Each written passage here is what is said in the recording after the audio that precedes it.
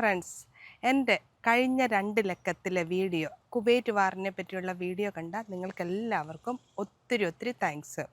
അപ്പോൾ ഇനി 3-ാമത്തെ ലക്കം അങ്ങോട്ട് പോകുന്നതിന് മുമ്പ് നമ്മൾക്കറിയാമല്ലോ, അണുവായുധം എല്ലാവരും, അതായത് എല്ലാ രാജ്യങ്ങൾക്കും അവർക്കെല്ലാവർക്കും സ്വന്തമായിട്ട് അണുവായുധം ഉണ്ടാക്കണമെന്ന് ആഗ്രഹമുണ്ട്. അത് സ്വയരക്ഷയ്ക്കായിട്ട്. ചിലപ്പോൾ എപ്പോഴാണെന്നറിയത്തില്ല, മിത്രങ്ങൾ ശത്രുക്കളാകും, ശത്രുക്കൾ മിത്രങ്ങളാകും. അപ്പം അവരുടെ സ്വന്തം സേഫ്റ്റിക്ക് വേണ്ടിയാണ് എന്ന് പറഞ്ഞ് എല്ലാവരും ഉണ്ടാക്കും. എന്നിട്ട് പ്രോമിസ് ചെയ്യും, ഞങ്ങളാരും ആദ്യം അറ്റാക്ക് ചെയ്യില്ല എന്ന്. പക്ഷെ അതിന് പലപ്പോഴും പല മാറ്റങ്ങളും നമ്മൾ കാണാറുണ്ട്. എന്താണെന്ന് പറഞ്ഞാലും അണുവായുധം മനുഷ്യരുടെ മേലും മൃഗങ്ങളുടെ മേലും ഉപയോഗിക്കുന്നത് പല ദൂഷ്യഫലങ്ങൾ എന്നല്ല, ജീവനും ജീവിതവും തന്നെ ഇല്ലാതെയാകുന്ന അവസ്ഥയാണ്. അപ്പോൾ കഴിഞ്ഞ വീഡിയോയിൽ നിങ്ങൾ കണ്ടു, കുവൈറ്റ് വാറിനോട് അനുബന്ധിച്ച് ഓരോരുത്തരും അനുഭവിച്ച പ്രയാസങ്ങളും ബുദ്ധിമുട്ടുകളും. അതിനുശേഷം നാട്ടിലെ ജീവിതത്തിൽ അവരുടെ ജീവിതം തിരിച്ചു പിടിക്കാൻ വേണ്ടി അനുഭവിച്ച കഷ്ടപ്പാടുകളും ബുദ്ധിമുട്ടുകളും നമ്മൾ കണ്ടു. അപ്പോൾ അടുത്ത ഈ ലക്കത്തിൽ ഞാൻ പറയാൻ പോകുന്നത്, ആ യുദ്ധം കഴിഞ്ഞിട്ട്, കുവൈറ്റ് വാർ കഴിഞ്ഞിട്ട് എല്ലാം നഷ്ടപ്പെട്ട് ഒന്നുമില്ലാത്ത അവസ്ഥയിൽ നിന്ന് പിന്നെ എങ്ങനെ ജീവനും ജീവിതവും എങ്ങനെയാണ് തിരിച്ചു പിടിച്ചത്, അതിനെപ്പറ്റിയാണ് ഈ ലക്കത്തിൽ ഞാൻ നിങ്ങളോട് സംസാരിക്കുന്നത്. പിന്നെ ഈ കുടുംബത്തിന്, 12 മക്കളുള്ള ഈ കുടുംബത്തിന് ഒരു പ്രത്യേകതയുണ്ട്. അതായത് മൂത്തയാൾ പോയി എങ്ങനെ രക്ഷപ്പെട്ടിട്ട് പിന്നെ അടുത്ത ആൾക്കാരെ കൊണ്ട് രക്ഷപ്പെടുത്തുന്ന, അങ്ങനെയൊരു ആര് രക്ഷപ്പെടുത്തുന്നോ അവർ അടുത്തയാളെ രക്ഷപ്പെടുത്തുന്നു. അപ്പോൾ ഈ കുടുംബത്തിലെ ഈ 12 മക്കളിൽ മൂത്തയാൾ ആദ്യമായിട്ട് ബോംബെക്ക് പോയി അവിടെ പഠിച്ചു. അതോടൊപ്പം തന്നെ അടുത്ത സഹോദരനെ കൊണ്ടുപോയി രക്ഷപ്പെടുത്തി.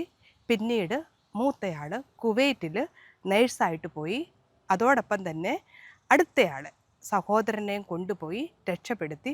അങ്ങനെ ഓരോ സഹോദരങ്ങളും അടുത്ത ആൾക്കാരെ രക്ഷപ്പെടുന്നവർ അടുത്ത ആൾക്കാരെ കൊണ്ടുപോയി രക്ഷപ്പെടുത്തി ഒരു കൈത്താങ് കൊടുത്ത് തണലായി. അങ്ങനെയുള്ള ഒരു കുടുംബകഥയാണ് ഈ പ്രാവശ്യം ഞാൻ നിങ്ങളുടെ മുമ്പിൽ പ്രസൻറ്റ് ചെയ്യുന്നത്. നമ്മൾക്ക് കാണാം ഈ കുവൈറ്റ് വാർ കഴിഞ്ഞിട്ട് എങ്ങനെയാണ് അവരുടെ ജീവിതം തിരിച്ചു പിടിച്ചതെന്ന്. Thank you. അതെ, വളരെ സംഭവബഹുലമായ ഒരു ജീവിതയാത്ര. അപ്പം നമ്മളിപ്പോൾ കേട്ട് കുവൈറ്റിലെ അവരുടെ ജീവിതവും അത് കഴിഞ്ഞിട്ട് കുവൈറ്റ് വാറിനോടനുബന്ധിച്ച് നാട്ടിൽ വന്ന ജീവിതവും എന്തായിരുന്നു. ഇനി നമ്മൾക്ക് കേൾക്കാം എങ്ങനെയാണ് ഇവർ തിരിച്ച്, അതായത് കുവൈറ്റ് എന്ന് പറയുന്നൊരു രാജ്യമേ ഇല്ലാതായി, പിന്നെ അമേരിക്കയുടെ സഹായത്തോടെ അത് റീസ്റ്റാർട്ട് ചെയ്തു. അപ്പം അത് കഴിഞ്ഞ് ഇവർക്ക് എങ്ങനെ കുവൈറ്റിൽ തിരിച്ചു പോകാൻ പറ്റി, ആ കഥകൾ നമുക്കിപ്പോൾ മിസ്റ്റർ ആൻഡ് മിസ്സസ് സോമൻ മത്തായിൽ നിന്ന് കേൾക്കാം. ഞങ്ങൾ ഏതാണ്ട് അന്നേരം ഓരോരുത്തരെയും ഇങ്ങനെ അവർ വിളിക്കാൻ തുടങ്ങിയപ്പോൾ നമുക്ക് ഒരു പ്രത്യാശയായി, കാരണം നമ്മളെയും വിളിക്കുമല്ലോ എന്നുള്ളത്. അങ്ങനെ കുവൈറ്റിൽ നിന്ന് ആദ്യമായിട്ട്, അപ്പം എൻ്റെ ബാങ്കിലെ ആൾക്കാർ, എനിക്ക് ബാങ്കിലായിരുന്നു ജോലി. ബാങ്കിലെ ആൾക്കാർ അവിടെ ഒരു ബാങ്കൊക്കെ റീസ്റ്റാർട്ട് ചെയ്തു. ആദ്യം കമ്പ്യൂട്ടർ പ്രോഗ്രാമേഴ്സിനെയൊക്കെ വിളിച്ചു, അവരെ സിസ്റ്റമൊക്കെ റീഎസ്റ്റാബ്ലിഷ് ചെയ്തു. അത് കഴിഞ്ഞിട്ട് അവർ ഞങ്ങളെ ഓരോരുത്തരെ വിളിക്കാൻ തുടങ്ങി. അങ്ങനെ വിളിക്കാൻ തുടങ്ങിയപ്പം അവിടെ എൻ്റെ പിന്നെ ഓഫീസർ, അപ്പം അയാളാണ്, കാരണം അവിടുത്തെ ഒരു ലെൻഡിങ് കമ്മിറ്റിയുടെയൊക്കെ സെക്രട്ടറി ആയിരുന്നു. അപ്പോൾ അതുകൊണ്ട് അവർ ലെൻഡിങ് ഒക്കെ തുടങ്ങിയപ്പം ഈ സെക്രട്ടറി ഇല്ലാതെ അവർക്ക് കാര്യങ്ങൾ മുമ്പോട്ട് പോകാനൊക്കത്തില്ല എന്നുള്ള ഒരു ഇത് വന്നപ്പോൾ പറഞ്ഞു, സോമനെ എത്രയും പെട്ടെന്ന് കൊണ്ടുവരണമെന്ന് പറഞ്ഞ്, അങ്ങനെ ആയിട്ട് അവർ എനിക്ക് എന്നെ എവിടുന്ന നമ്പർ കിട്ടിയെന്ന് എനിക്കറിയത്തില്ല, എന്നെ കോണ്ടാക്ട് ചെയ്തിട്ട് പറഞ്ഞു, നിൻ്റെ വീസയും തയ്യാറായിട്ടുണ്ട്, നീ എത്രയും പെട്ടെന്ന് വരാൻ ഒരുങ്ങിക്കോളാൻ പറഞ്ഞു. ദുബൈ വഴിയാണ് അന്ന് ഫ്ലൈറ്റുള്ളൂ, ഡയറക്റ്റ് പോയിട്ട് ഫ്ലൈറ്റ് ഇല്ല. അപ്പോൾ അന്നേരം ഞങ്ങളപ്പോൾ എൻ്റെ കൂടെ ജോലി ചെയ്യുന്ന വേറെ 7 പേരൂടെ ഉണ്ട്. അതും അപ്പോൾ എൻ്റെ നേതൃത്വത്തിൽ, ഫാമിലിയായിട്ടല്ല, ഞങ്ങൾ എംപ്ലോയീസ് മാത്രം, ഞങ്ങൾ 7 പേരൂടെ പോകാനായിട്ട്, അതായത് ഞങ്ങൾ മെയ് 23 ബുക്ക് ചെയ്തു ഫ്ലൈറ്റ് ഒക്കെ ഇവിടുന്ന് ദുബൈയിൽ നിന്ന് പിന്നെ അവിടെ ഒത്തിരി പേര് നിൽപ്പുണ്ട്, കാരണം കുവൈറ്റുകളും അല്ലാത്തവരും എല്ലാം കുവൈറ്റിന് തിരികെ പോകാൻ വേണ്ടി. അത് പിന്നെ പ്രയോറിറ്റി അനുസരിച്ച് അവർ വിടത്തുള്ളൂ. അപ്പോൾ അന്നേരം അങ്ങനെ അതുവരെ ഹോട്ടൽ അക്കോമഡേഷനൊക്കെ തരും, നല്ല സൗകര്യമായിരുന്നു. അപ്പോൾ അവിടെ ചെന്ന് ഞങ്ങൾ, അതായത് ഈ മെയ് 23 ഞങ്ങൾ ചെല്ലുമ്പോഴാണ് ഈ ഇന്ത്യയിൽ രാജീവ് ഗാന്ധി കൊല്ലപ്പെടുന്നത്. ഇന്ത്യ മൊത്തം അങ്ങ് സ്റ്റാൻഡ് സ്റ്റില്ലായി, ഫ്ലൈറ്റെല്ലാം ക്യാൻസൽ ചെയ്തു. എൻ്റെ കൂടെ വരേണ്ട ഒരാൾ തിരുവനന്തപുരത്ത് ഓൾറെഡി എത്തി. ഞങ്ങളൊക്കെ മധ്യ തിരുവിതാംകൂർ ആയതുകൊണ്ട് നമ്മൾ പോയില്ല. ഈ വിവരം കേട്ടുകൊണ്ട് ഞങ്ങളെല്ലാം സ്റ്റാൻഡ് സ്റ്റില്ലായി, ടാക്സി പോകത്തില്ല, വണ്ടികളൊന്നുമില്ല. അങ്ങനെ ആയിട്ട് ആ 2 ദിവസം അങ്ങനെ അങ്ങ് ഡിലേ ആയി. പിന്നെ ഞങ്ങൾ മെയ് 25 ദുബായ് ചെന്നു. ദുബൈയിലപ്പം അവിടെ ഞങ്ങളുടെ ഒരു ലേസോൺ ഓഫീസർ, ഒരു സീനിയർ മാനേജറിനെ അവിടെ അപ്പോയിൻറ്റ് ചെയ്തിട്ടുണ്ടായിരുന്നു ഇത് കോർഡിനേറ്റ് ചെയ്യാൻ വേണ്ടി. അപ്പം പുള്ളിയെ കണ്ടു. പുള്ളി പറഞ്ഞു, നിങ്ങൾ വെയിറ്റ് ചെയ്യുക, ഞാൻ എപ്പോൾ വിളിച്ചാലും നിങ്ങൾ വരണം, ഫ്ലൈറ്റിൻ്റെ അവൈലബിലിറ്റി അനുസരിച്ച് നിങ്ങളെ കയറ്റി വിടാമെന്ന് പറഞ്ഞു. അങ്ങനെ ഞങ്ങളെ പുള്ളിക്കാരൻ്റെ എഫേർട്സ് കൊണ്ട് പിറ്റേ ദിവസം തന്നെ ഞങ്ങളെ എല്ലാവരെയും അങ്ങ് ദുബൈയിലേക്ക്, കുവൈറ്റിലേക്ക് അങ്ങ് വിട്ടു. അവിടെ ചെന്ന് എയർപോർട്ടിൽ ചെന്നിട്ട് ഞങ്ങൾ ബാഗിൽ പോയി, ഞങ്ങളെല്ലാവരും കൂടെ പോയി റിപ്പോർട്ട് ചെയ്തു. അപ്പോൾ അക്കോമഡേഷൻ ഹോട്ടലിൽ, തൊട്ടടുത്തുള്ള ഹോട്ടലിൽ അക്കോമഡേഷൻ ശരിയാക്കിയിട്ടുണ്ട്. ഭയങ്കരമാണ്. അപ്പം ഞങ്ങൾ തിരിച്ചു ചെന്നപ്പോൾ നമുക്ക് കണ്ടാൽ പേടി തോന്നും. കാരണം എല്ലായിടും, അതായത് ഈ ഡർബീസ് സ്കാറ്റേഡായിട്ടുള്ള കച്ചടായും തീ കത്തിയതും വീടുകളൊക്കെ കത്തിച്ചിരിക്കുന്നതും ഈ വെടിയുണ്ടയുടെ പതിപ്പും ഇതെല്ലാം നമുക്ക് കാണാം. ഞങ്ങളപ്പം ചെന്ന് കഴിഞ്ഞതിൻ്റെ അന്ന് പോയില്ല, 2 ദിവസം കഴിഞ്ഞപ്പം ഞങ്ങളുടെയൊക്കെ പഴയ വീടുകൾ ഞങ്ങൾ വിസിറ്റ് ചെയ്തു. ഇത് വല്ലതും ഉണ്ടോ എന്നറിയാൻ, വല്ലതും നമ്മൾ ഇട്ടേച്ച് വന്നു. മിക്ക വീടുകളും ഒന്നുമില്ല, എല്ലാം ഈ ഇറാഖികളോ പാലസ്തീനിയൻസോ എല്ലാം അവരെല്ലാം എടുത്തുകൊണ്ട് പോയി. കൊള്ളയടിച്ചു. ബിൽഡിംഗ് ഉണ്ടായിരുന്നു, ഞങ്ങളുടെ ബിൽഡിംഗ് ഉണ്ടായിരുന്നു. ഞങ്ങളൊരു പാലസ്തീനിയൻ ഫാമിലിയോട് പറഞ്ഞേച്ചാ പോകുന്നത്. ഞങ്ങൾ അവിടെ ചെന്നപ്പോൾ അവൻ അതിനകത്ത് കോഴിയെ വളർത്തുക. അപ്പോൾ അങ്ങനെ എല്ലാം കൊണ്ട് എല്ലാം നഷ്ടപ്പെട്ടു. പിന്നൊന്നും നമുക്ക് ഹോപ്പില്ലായിരുന്നു. ഇതിനകത്തുള്ള ഒരു ഇതെന്ന് പറഞ്ഞു കഴിഞ്ഞാൽ, ഈ ഞങ്ങൾ പോകുന്നതിൻ്റെ ഒരാഴ്ച മുമ്പ് എൻ്റെ ഫാദർ എന്നോട് പറഞ്ഞു, മോനെ എൻ്റെ കയ്യിലുള്ള പൈസ എല്ലാം തീർന്നു പോയി കേട്ടോ എന്ന് പറഞ്ഞു. ഞാൻ അന്നേരം പറഞ്ഞ സാരമില്ല, ദൈവം നമുക്ക് വഴി ഒരുക്കുമെന്ന് പറഞ്ഞു. അതിൻ്റെ പിറ്റേ ആഴ്ച തന്നെ എനിക്ക് കുവൈറ്റിലേക്ക് പോകാനായിട്ട് സാധിച്ചു. നിൽക്കുമ്പം അന്നേരം തന്നെ പിന്നെ ആദ്യം ഞങ്ങൾ ചെന്നപ്പം അവർ ഞങ്ങൾക്ക് കുറച്ച് പൈസ അഡ്വാൻസ് ചെയ്ത് തന്നു. അപ്പോൾ ആ പൈസ കൊണ്ട് തന്നെ ഞാൻ അന്നേരം തന്നെ നാട്ടിലോട്ട് അച്ഛൻ്റെ വീട്ടിൽ അയച്ചു കൊടുത്തു. എനിക്ക് തോന്നുന്നു അന്നത്തെ കാലത്ത് 10,000 രൂപയായിരുന്നു. ഒരു വലിയ എമൗണ്ട് ആണ് അന്നത്തെ കാലത്ത്. കാരണം പിള്ളേരുടെ ഫീസ് കൊടുക്കണം, ബാക്കി വീട്ടിലെ ചിലവ് നടക്കണ്ടേ. അന്നേരം അച്ഛനെ അയച്ചു. അപ്പം പിന്നെ എല്ലാവർക്കും സമാധാനമായി, കാരണം ഒരാളെങ്കിലും പോയല്ലോ എന്നുള്ളതായി. അത് കഴിഞ്ഞ് ഞങ്ങൾ അവിടെ ചെന്ന് കഴിഞ്ഞിട്ട് വീണ്ടും മോളുകുട്ടിയെ, അപ്പോൾ നേഴ്സസിനെ എല്ലാവരെയും വിളിക്കുന്നുണ്ട്, ഇവളുടെ പേര് മാത്രം കാണുന്നില്ല. അപ്പോൾ ഇവൾക്ക് ഭയങ്കര സങ്കടമായി പോയി. അപ്പോൾ ഇവൾക്ക് എനിക്ക് വേണേൽ ഇവളെ കൊണ്ടുപോവാം, പക്ഷേ ഇവൾക്ക് ഒരു വാശി, എന്നെ മിനിഷിക്കാരെന്താ വിളിക്കാഞ്ഞെന്ന് ചോദിച്ചു. അപ്പോൾ ബാക്കിയുള്ളവരുടെ എല്ലാം പേര് പേപ്പറിൽ വരുന്നുണ്ട്. അപ്പോൾ എന്നും പേപ്പറിനകത്ത് ഇങ്ങനെ പേര് വരും. പേപ്പറിൽ ഇങ്ങനെ പേര് വരും. അപ്പോൾ അങ്ങനെ ആയിക്കഴിഞ്ഞപ്പോൾ ഇവൾക്ക് സങ്കടമായി കഴിഞ്ഞപ്പോൾ ഇവള് ഈ പേപ്പറിൻ്റെ ഓരോ കട്ടിങ് എടുത്തി ആൾക്കാരെ വിളിക്കുന്നവരുടെ പേര് നോക്കി കഴിഞ്ഞു. അങ്ങനെ നോക്കിയപ്പോൾ എവിടെ എന്തുവായിരുന്നു നിന്റെ പേരെന്ന്? അന്നമ്മ വി സോമൻ എന്നുള്ളതിന് പകരമായിട്ട് അന്നാനായിപ്പോയി, അന്ന നസീബ എന്നായിപ്പോയി. അപ്പോൾ ഇവളത് കൂട്ടി വായിച്ചപ്പോൾ ഇവളുടെ പേര് തന്നെയാണ്. ഇതെൻ്റെ പേര് തന്നെയാണെന്ന് പറഞ്ഞിട്ട് പിന്നെ ഇവള് ബോംബെ പോകണം. ബോംബെ പോയി അവരവിടെ ചെക്ക് ചെയ്യും ഇയാളിനെ വിളിച്ചിട്ടുണ്ടോ. അപ്പോൾ വിളിച്ചപ്പോൾ ഇളി ചെന്നിട്ടുണ്ട്. അപ്പോൾ വിളിച്ച് ചെന്ന് കഴിഞ്ഞപ്പം പിന്നെ അവൾ സെപ്റ്റംബറോടുകൂടി മോളെക്കോട്ടേക്ക് എല്ലാവരും വന്നില്ല. അവർ അന്നേരവും ഒത്തിരി പേരെ വിളിച്ചിട്ടില്ല, ഓരോരുത്തരെ ഇങ്ങനെ അവർക്ക് വേണ്ടിയവരെ മാത്രമേ വിളിക്കത്തുള്ളൂ. അപ്പോൾ അങ്ങനെ ആയപ്പോൾ സെപ്റ്റംബറിൽ മോൾക്കുട്ടിയും വന്നു, മെയ്യിൽ ഞാൻ വന്നു. അപ്പം നമ്മുടെ ഒരു ബ്രദറിൻ്റെ ഫ്ലാറ്റ്, കാരണം അവിടെ വേറൊരു ഇന്ത്യക്കാരൻ അവനെ പോകുന്നില്ലെന്ന് പറഞ്ഞു, ഞാൻ തിരിച്ച് ഇന്ത്യയിലോട്ട് പോകുന്നില്ലെന്ന് പറഞ്ഞു, അവനെ ഏൽപ്പിച്ചേച്ചാൽ പോകുന്നത്. അപ്പോൾ ഞങ്ങൾ ചെന്നപ്പോൾ അവൻ താക്കോല് ചെന്നപ്പോൾ അവിടെ ഒന്നും നഷ്ടപ്പെട്ടിട്ടില്ല. അപ്പോൾ ഞങ്ങൾ അവിടെയാണ്, അവനും കുഴപ്പമില്ലായിരുന്നു. അപ്പോൾ അങ്ങനെ ഞങ്ങൾ അവിടെയാണ് താമസിച്ചത്. അപ്പോൾ അങ്ങനെ ആയിട്ട് ഞങ്ങളവിടെ പിന്നെ ഇല്ല, അന്നേരം കുട്ടികൾക്കില്ല, അന്നേരവും കുട്ടികൾക്ക് വീസ ഇല്ല. അത് കഴിഞ്ഞ് കുട്ടികൾക്ക് വീസ സ്റ്റാർട്ട് ചെയ്തപ്പം അവരെ കാരണം നിബന്ധനകൾ വെച്ചു, ഇത്രയും സാലറി വേണമെന്നൊക്കെ. അപ്പോൾ അങ്ങനെ നോക്കിയപ്പം ഞങ്ങൾക്ക് എലിജിബിളാണ്. ഞങ്ങൾ പോയി അപ്ലൈ ചെയ്തു, 3 പേർക്കും വിസ കിട്ടി.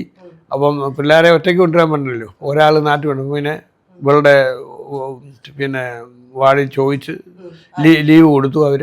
അപ്പോൾ ഒരാഴ്ചത്തെ അവധിക്ക് അവൾ നാട്ടിൽ വന്നിട്ട് കുഞ്ഞുങ്ങളെയും കൊണ്ട് തിരികെ വന്നു.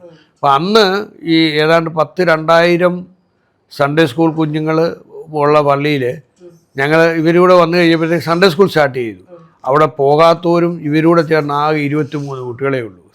അങ്ങനെ എന്നാലും സൺഡേ സ്കൂൾ സ്റ്റാർട്ട് ചെയ്തു.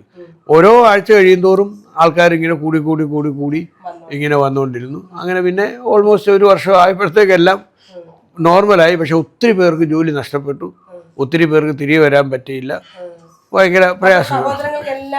ഇല്ല, സഹോദരങ്ങൾക്കും ഓരോരുത്തർക്കും.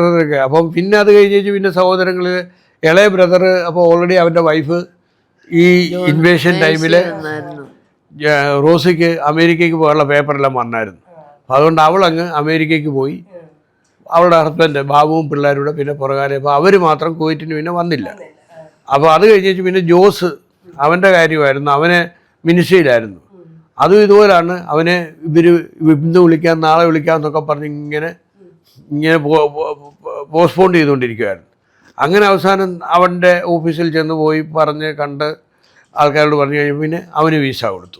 അപ്പം ജോസ് വന്നു കഴിഞ്ഞിട്ട് പിന്നെ ഞാൻ അപ്പോൾ മേഴ്സി ഓൾറെഡി അവിടെ ഉണ്ട്, നേഴ്സായിട്ട്. നേരത്തെ പോയായിരുന്നു, അവളുടെ പേര് ക്ലിയർ ആയതുകൊണ്ട് നേരത്തെ വന്നായിരുന്നു. അപ്പോൾ പിന്നെ ജോസും വന്നു.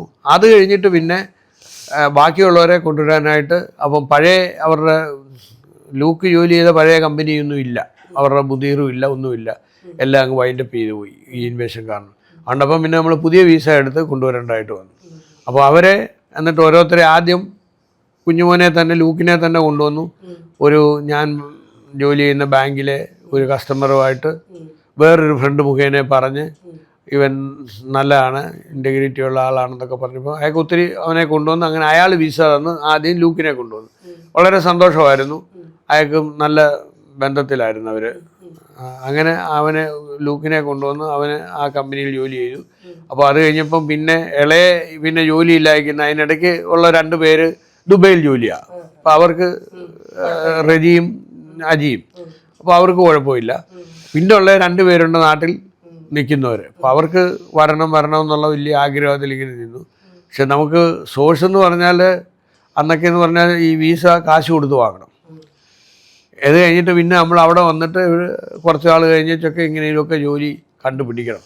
അപ്പോൾ അങ്ങനെ ആയിട്ട് കഴിഞ്ഞപ്പോൾ ഇങ്ങനെ പൈസ കൊടുത്ത് തന്നെ അവരെ 2 പേരെയും കൂടെ ഞങ്ങൾ എന്ന് പറഞ്ഞാൽ ഇപ്പം അവർക്കന്നേരം എക്സ്പീരിയൻസ്, പെർട്ടിക്കുലർലി എക്സ്പീരിയൻസ് അത് ഗവൺമെൻറ്റിൽ ഇല്ലാത്തതുകൊണ്ടൊക്കെ ജോലി കിട്ടാൻ പ്രയാസം പറ്റും.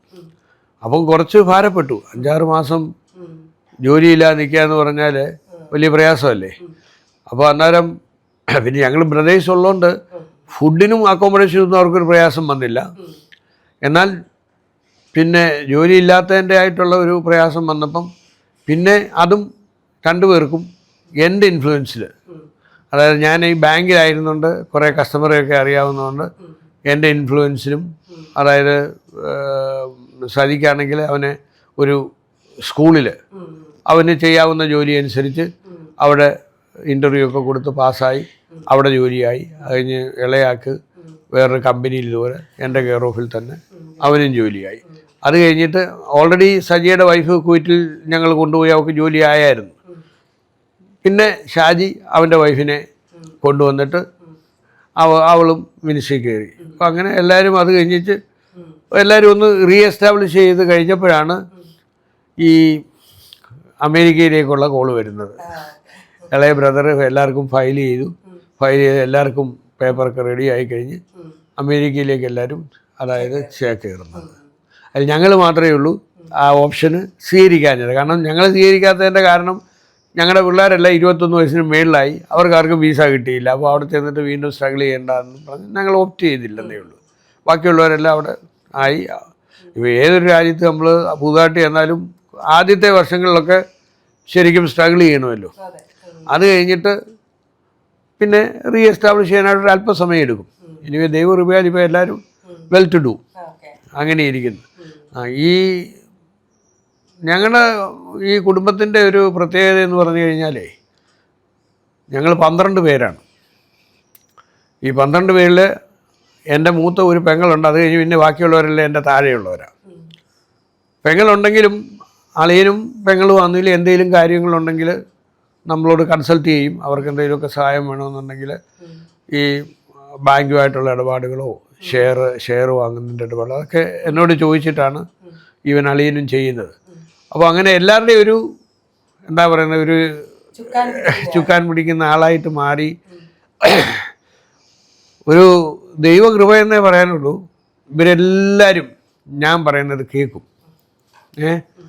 അത് മാത്രമല്ല ആരും എതിർത്തൊന്നും പറയത്തില്ല. ഡിസ്കസ് ചെയ്യും, ഞങ്ങളെല്ലാവരും ഡിസ്കസ് ചെയ്യും, എല്ലാ കാര്യങ്ങളും ഡിസ്കസ് ചെയ്യും. അതാണ് ഒരു നല്ല കാര്യം. എന്നാൽ അത് പറയുന്ന അതിൻ്റെ ഫൈനൽ കൺക്ലൂഷൻ ഞങ്ങൾ എടുത്തു കഴിഞ്ഞാൽ എല്ലാവരും അത് അനുസരിക്കും. അവസാനം ഞാൻ ഈ ഫാദറിനോട് പറഞ്ഞു, ഞങ്ങൾ അവസാനം ലീവിന് വന്നപ്പോൾ ഫാദറിനോട് ഞാൻ അച്ചാച്ച ഈ വലുതായിട്ട് പ്രോപ്പർട്ടി ഇല്ലെങ്കിലും ഈ ഉള്ള പ്രോപ്പർട്ടിയൊക്കെ അച്ചാച്ചനൊന്ന് എഴുതി വെച്ചിട്ട് നിങ്ങൾ പോകുന്ന പ്രായമായി വരുമല്ലേ എന്ന് പറഞ്ഞു. അപ്പോൾ അച്ചാച്ചൻ പറഞ്ഞു, എന്നോട് പറഞ്ഞു നീ എന്ത് തീരുമാനിക്കുന്നു അതാ തീരുമാനം. അതുകൊണ്ട് ഞാനൊന്നും എഴുതാനൊന്നും പോകുന്നുണ്ട്. അതുകൊണ്ട് എന്തുവാ ഇപ്പോഴും അതിൻ്റെ പ്രയാസം അത് അത് പ്രയാസം എല്ലാവരും സ്റ്റേറ്റ് വിട്ടു, ആർക്കും ഒന്നും വേണ്ടാതാനും. അപ്പോൾ ഇനി ഇതെങ്ങനെ ഡിസ്പോസ് ചെയ്യണം, കൈകാര്യം ചെയ്യണം എന്നുള്ളൊരു വലിയ ഇതിലാണ്. കാരണം ആ ഡോക്യുമെൻ്റ് ഇപ്പോഴും അച്ചാച്ചൻ്റെ പേര് കിടക്കുന്നേ ഉള്ളൂ. അതുകൊണ്ട് ഞാൻ പറയും എല്ലാവരോടും, നമ്മൾ ഈ ഒന്നിലൊരു വില്ല് എഴുതി വെക്കുവോ, അല്ലെങ്കിൽ ഇതെല്ലാം എഴുതി വെച്ചിട്ടേ പോകണം, അല്ലെങ്കിൽ പിന്നെ വരും തലമുറയ്ക്ക് അത് പ്രയാസമായിട്ട് വരും. അപ്പോൾ ഈ ബ്രദേഴ്സ് എല്ലാം വളരെ ലോയൽ, വളരെ ലവിങ്, വളരെ കെയറിങ് എന്ന് എനിക്ക് പറയാനുള്ളൂ. വളരെ സന്തോഷത്തോടുകൂടി ഇങ്ങനെ മുമ്പോട്ട് പോകുന്നു. ഇപ്പം വളരെ അഭിമാനകരമായ ഒരു കാര്യമാണ് 12 മക്കളുള്ളതിൽ ഏറ്റവും മൂത്ത ആളെന്നുള്ള രീതിയിൽ അതിൻ്റെ റെസ്പോൺസിബിലിറ്റി കുറച്ചൊന്നുമല്ല. അപ്പം അമ്മാമ്മയ്ക്ക് എങ്ങനെ തോന്നി? 12 നിങ്ങളുടെ അറേഞ്ച്ഡ് മാരേജ് ആയിരുന്നു കല്യാണം? കുവൈറ്റിൽ വെച്ചായിരുന്നു കല്യാണം ആലോചിച്ച്? 2 പേരും കുവൈറ്റിലായിരുന്നു. അന്ന് ഞങ്ങൾ 2 പേരും കുവൈറ്റിലായിരുന്നു. അപ്പൊ കല്യാണം ആലോചിച്ച് കല്യാണം കഴിച്ചതാണ്. അപ്പൊ ഈ 12 മക്കളുടെ കുടുംബം എന്ന് പറഞ്ഞപ്പം അത് എങ്ങനെ ഫീൽ ചെയ്ത്? ഈ കുടുംബത്തിലോട്ട് വന്നാൽ ഏറ്റവും മൂത്തയാളാണ്, റെസ്പോൺസിബിലിറ്റി ഉണ്ട്, പിന്നെ ഈ കുടുംബത്തിൽ എനിക്ക് എങ്ങനെ അഡ്ജസ്റ്റ് ചെയ്യാം, അങ്ങനെയൊക്കെ ഒരു എന്താ പറയുന്ന ഒരു ചിന്തയുണ്ടായിരുന്നോ? അങ്ങനെ ചിന്തയെന്ന് പറഞ്ഞാൽ 12 മക്കൾ. എൻ്റെ അച്ചാച്ചനെ ഞാൻ എഴുതി ആദ്യം തന്നെ. അന്നൊക്കെ ലെറ്ററാണല്ലോ, ടെലിഫോണൊന്നും ഇല്ലല്ലോ. എഴുതി കഴിഞ്ഞപ്പോൾ എൻ്റെ അച്ചാച്ചൻ പറഞ്ഞു, ഇവിടുത്തെ ഭാരം കൂടെ അവിടെ ചെന്ന് ഏറ്റവും മൂത്തതായിരുന്നു. അവിടെ നിങ്ങൾ എത്ര മക്കളാ? 4 പേര്. 4 പേരിൽ ഏറ്റവും മൂത്തതായിരുന്നു. അപ്പം അതുകൊണ്ട് അത് വേണ്ട, നമുക്ക് പോകണ്ട അവിടെന്ന്, നിന്നെ അങ്ങോട്ട് വിടുന്നില്ല എന്ന് പറഞ്ഞു. അപ്പം എൻ്റെ ഉപ്പാപ്പന്മാർ 2 പേരെ ഉണ്ടായിരുന്നു. അല്ല, ഇവിടെ ജോലി ചെയ്യുന്നുണ്ടായിരുന്നു, ഔട്ട് ഓഫ് കേരള. ഒരാൾ മധ്യപ്രദേശിലും ഒരാൾ മദ്രാസിലും.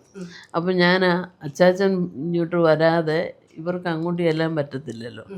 അപ്പം ഇവിടുന്ന് അച്ചാച്ചന് പറയുന്നുണ്ട്, പെണ്ണിൻ്റെ വീട്ടിൽ നിന്ന് ആരും വന്നില്ലല്ലോ, എന്താ കാര്യം? അപ്പം ഞങ്ങളുടെ അച്ചാച്ചൻ്റെ കാര്യമെന്ന് പറഞ്ഞാൽ ഈ 12 പേരെയും കൂടെ നോക്കണ്ടേ, മൂത്തയാളല്ലേ. അതുകൊണ്ട് ആ ഭാരം നിനക്ക് താങ്ങാൻ പറ്റത്തില്ല, എല്ലാം കൂടെ പറ്റത്തില്ല, അതുകൊണ്ട് ഞാൻ പോകത്തില്ല.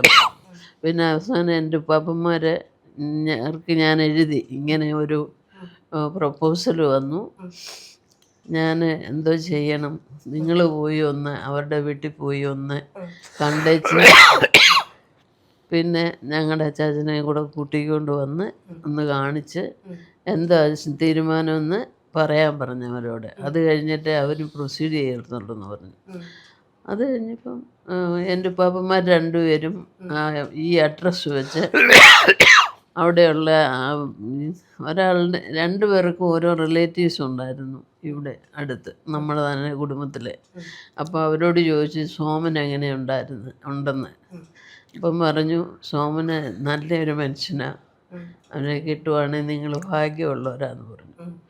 ഞാൻ അന്നേരം പിന്നെ വിചാരിച്ചു മറ്റു കാര്യങ്ങളൊന്നും ചിന്തിച്ചില്ല. 12 മക്കളൊന്നും പ്രശ്നമല്ല, കല്യാണം കഴിക്കാൻ പോകുന്ന ആളുടെ സ്വഭാവം നല്ലതാണ്, പത്തരമാറ്റാണ്. അപ്പൊ പിന്നെ അപ്പച്ചനൊന്നും പറഞ്ഞില്ലേ? ഇല്ല, അച്ചാച്ചൻ ഇവിടെ വരുമ്പം പിള്ളേരെല്ലാം നിക്കറും ഒക്കെ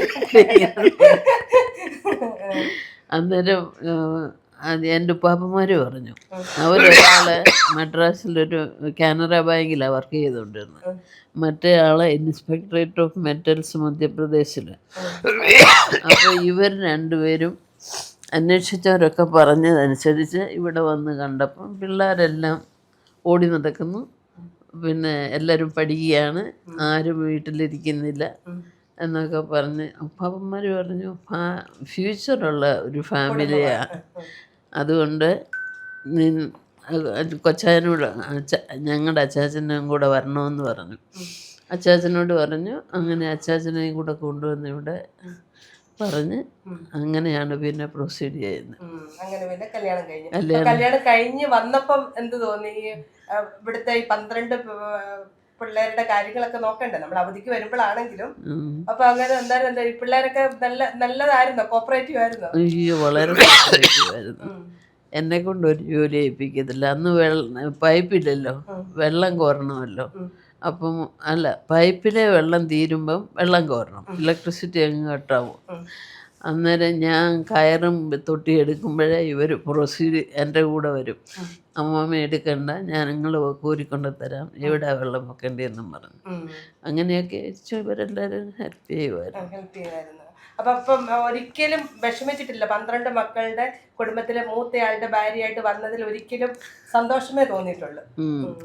ആദ്യം വന്നപ്പം, കല്യാണം കഴിച്ച് വന്നപ്പം ഈ പള്ളിയിലെ കുട്ടായിയുടെയൊക്കെ ഫാദർ അച്ചാച്ചനോട് പറഞ്ഞു, അമ്മായിയമ്മയും അമ്മായിപ്പനും കൂടി ഇഞ്ഞൊരു വിളമ്പി കൊടുക്കും മരുമക്കന്ന്. അന്നേരം എൻ്റെ അച്ചാച്ചൻ പറഞ്ഞു, ഇവിടെ അമ്മായിയമ്മയില്ല, മരുമക്കളും ഇല്ല, ഇവിടെ എല്ലാം അമ്മയും മക്കളുമാണ് എന്ന് പറഞ്ഞു. അത് തന്നെ ഒരു കംഫോർട്ടായിരുന്നു. അതുപോലെ തന്നെയായിരുന്നു അവർ മരിക്കുന്നിടം വരെ ഞങ്ങളും. അതെ, നിങ്ങൾ എൻ്റെയും കണ്ണ് നിറയിപ്പിക്കുന്നു. അഥവാ കാരണം എല്ലാവർക്കും ഇപ്പോൾ ഒരു കൊച്ച് അല്ലെങ്കിൽ 2 കൊച്ച്, അതിൽ കൂടുതൽ ആരും. കാരണം എനിക്കറിയാം, ഇപ്പം അമേരിക്കയിൽ തന്നെ ഒരു കുട്ടിയോട് സംസാരിച്ച്, 2 മക്കളാണ്. അപ്പം ഞാൻ ചോദിച്ചു, 2 മോളുമാരാ, അപ്പം നിങ്ങൾക്ക് ഒരു ബ്രദറിനെ സിസ്റ്ററിനെ കൂടെ വേണ്ടേ? ഓ വേണ്ട ആൻറ്റി, അതൊരു എക്സ്ട്രാ റെസ്പോൺസിബിലിറ്റിയാണ്. അത് ഞാൻ ഓർത്ത് ഇപ്പോഴത്തെ തലമുറ അങ്ങനെ ചിന്തിക്കുമ്പം നോക്ക്, 12 മക്കളുള്ള കുടുംബത്തിലോട്ട് സന്തോഷത്തോടെ വന്ന്, അതാണ് ഈ കുടുംബത്തിൻ്റെ തന്നെ ഐശ്വര്യം. ഇപ്പോഴും ആർക്കും ഒരു കുറവുമില്ലാതെ, അതായത് ഇപ്പോഴും നേതൃത്വം മിസ്റ്റർ സോമൻ മത്തായിയുടെ കൈകളിലാണ്.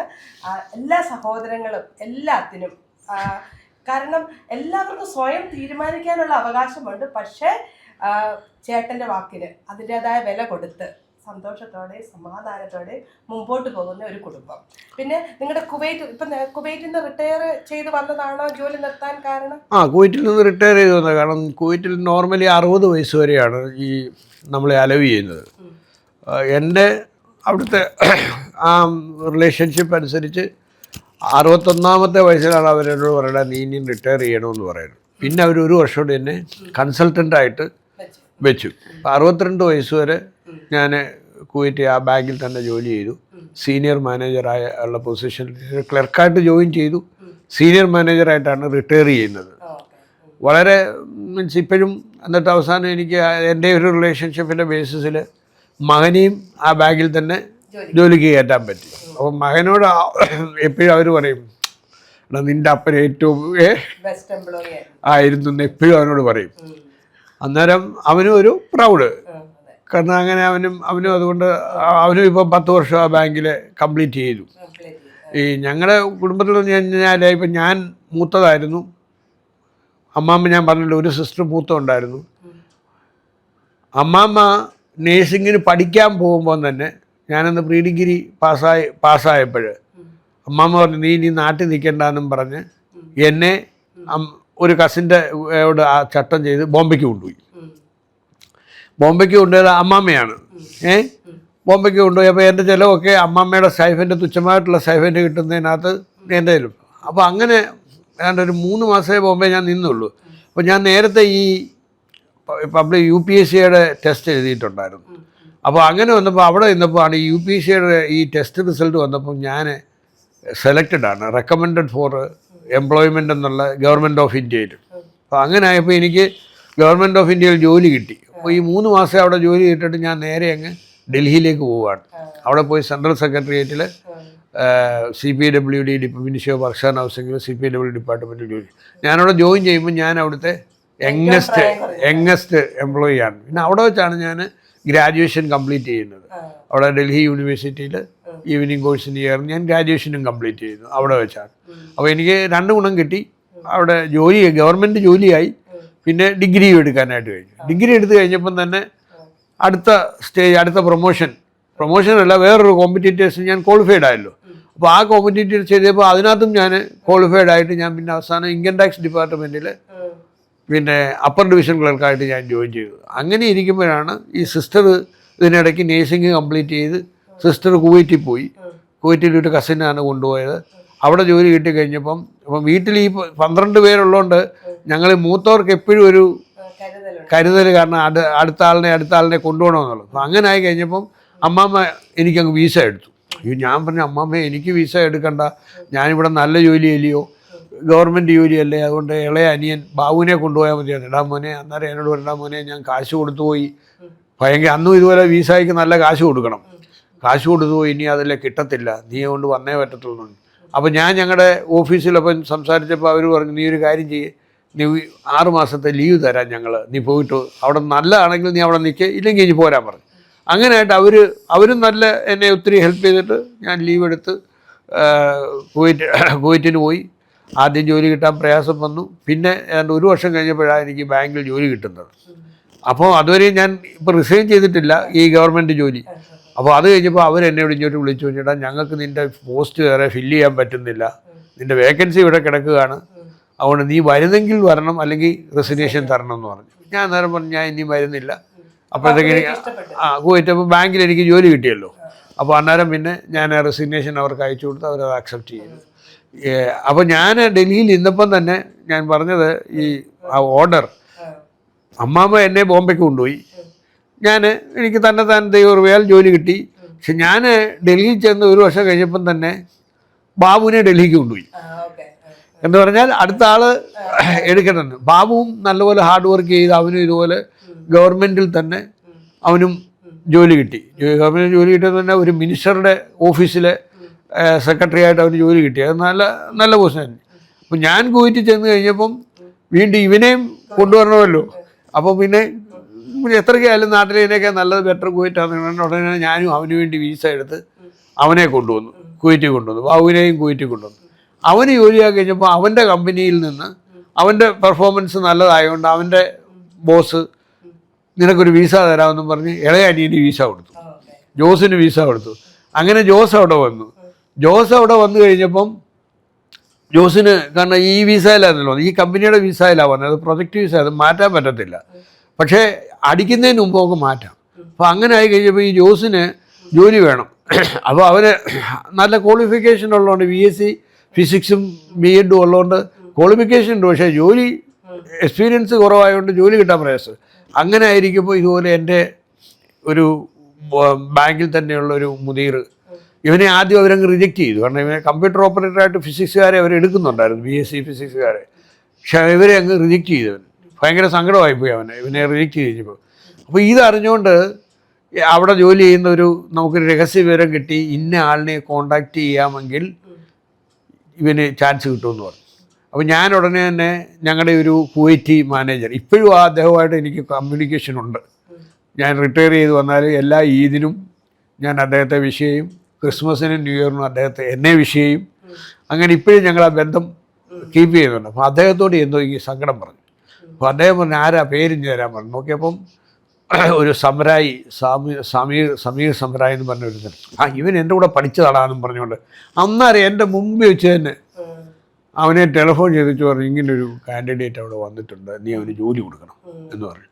അപ്പം തന്നെ ഈ ഫയൽ അയാൾ തിരിച്ചു പോകാം. അയാൾ അവിടുത്തെ ഡയറക്ടറാണ്, ഇവൻ്റെ ഈ സെക്ഷൻ്റെ ഡയറക്ടറാണ്. അപ്പോൾ അയാൾ വിളിച്ചു പറഞ്ഞു, ഉടനെ തന്നെ ഈ പേപ്പർ വർക്കെല്ലാം പ്രൊസീഡ് ചെയ്ത് ജോസിന് അവിടെ അപ്പോയിൻമെൻറ്റ് കൊടുത്തിട്ട് പിന്നെ ജോസിന് അന്നേരം വീസ അടിച്ചിട്ടില്ല മറ്റേ. അപ്പോൾ ഉടനെ ഞങ്ങൾ സൈപ്രസിൽ വിട്ടവനെ ഈ വീസ ചേഞ്ച് ചെയ്യാൻ വേണ്ടി. ഈ ഗവൺമെൻറ്റിൻ്റെ വീസയും കൊണ്ട് സൈപ്രസിൽ പോയിട്ട് അവൻ തിരികെ വന്ന് അവിടെ ജോയിൻ ചെയ്തു. അത് കഴിഞ്ഞിട്ടാണ് ജോസുവിൻ്റെ ആ ലൈനിൽ തന്നെ വളരെ മുമ്പോട്ട് പോയി. ഇതിനിടയ്ക്ക് പിന്നെ ബാബുവിൻ്റെ കമ്പനിയിൽ നിന്ന് തന്നെ ലൂക്കിനും വീസ കിട്ടി. അപ്പോൾ അത് കഴിഞ്ഞ് അവനും അപ്പോൾ അവിടെ വന്നു. അപ്പോൾ ഇങ്ങനെ ഓരോ ബ്രദേഴ്സും അടുത്ത ആളെ കൊണ്ടുവരാനും അല്ലെങ്കിൽ സപ്പോർട്ട് ചെയ്യാനായിട്ട്. അപ്പോൾ ഈ ലൂക്കിനും അപ്പോൾ അവൻ വന്ന് ജോലിയോടുകൂടിയാണല്ലോ വന്നത്. അവൻ്റെ കമ്പനിയിൽ തന്നെ ജോലി ചെയ്തു. അങ്ങനെ ഇരിക്കുമ്പോഴാണ് ഈ ഇൻവേഷൻ വന്ന് ഇതെല്ലാം അങ്ങ് സ്കാറ്റർഡ് ആകുന്നത്. എന്തെങ്കിലും വിഷമം തോന്നിയിട്ടുണ്ടോ ആ സെൻട്രൽ ഗവൺമെന്റിന്റെ ജോലി എനിക്ക് തുടരാമായിരുന്നു എന്ന്? ഉണ്ട്, ഇല്ലെന്ന് ഞാൻ പറയത്തില്ല. ഇല്ലെന്ന് പറഞ്ഞാൽ ഞാൻ കള്ളവാ പറഞ്ഞത്. കാരണം എന്താ അറിയാം, ഞങ്ങൾ കുറച്ച് നാൾ കഴിഞ്ഞിട്ട് പിന്നെ ഡൽഹിയിലൊന്ന് വിസിറ്റ് ചെയ്യാനായിട്ട് പോയി. കാരണം വൈഫിനെ ഒന്ന് കാണിക്കണമല്ലോ ഈ ഡൽഹി എങ്ങനെയാണെന്ന്. പക്ഷേ കുഞ്ഞുങ്ങളന്ന് ചെറുതായിരുന്നു. ഞങ്ങൾ ഡൽഹി, ആഗ്ര എല്ലാം കൂടെ ഒരു ടൂറിന് പോയി. ടൂറിന് പോയപ്പോഴേ എൻ്റെ കൂടെ അന്നുണ്ടായിരുന്ന ഒരു ആൾ ഞങ്ങളെ ഒരു ലഞ്ചിന് എങ്ങാണ്ട് വിളിച്ചു. ലഞ്ചിന് വിളിച്ചപ്പോൾ ഞങ്ങൾ അവിടെ ചെന്നു. ലഞ്ചും ഒക്കെ കഴിച്ച് കഴിഞ്ഞപ്പം അദ്ദേഹം എന്നോട് പറഞ്ഞു, സോമ, ഞാൻ ഗൾഫിലൊന്നും പോയില്ലെങ്കിലും ഉണ്ടല്ലോ എൻ്റെ വീടിനിപ്പോൾ 2 കോടി രൂപ വില പറയുന്നുണ്ട്.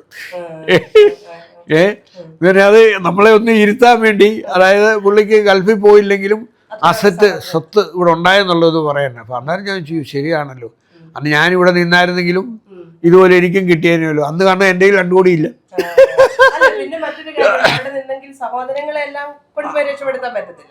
സഹോദരങ്ങളെ കൊണ്ടുപോകാൻ പറ്റത്തില്ല. കാരണം അവിടെ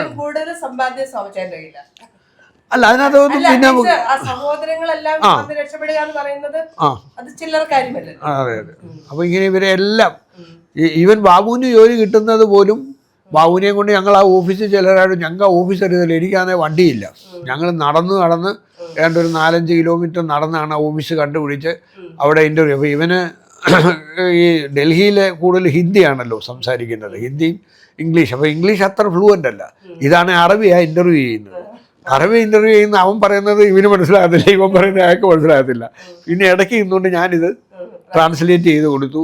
എന്നിട്ട് ഞാൻ അറബിയോട് പറഞ്ഞു, sir, I guarantee you that he's my brother, he's very good.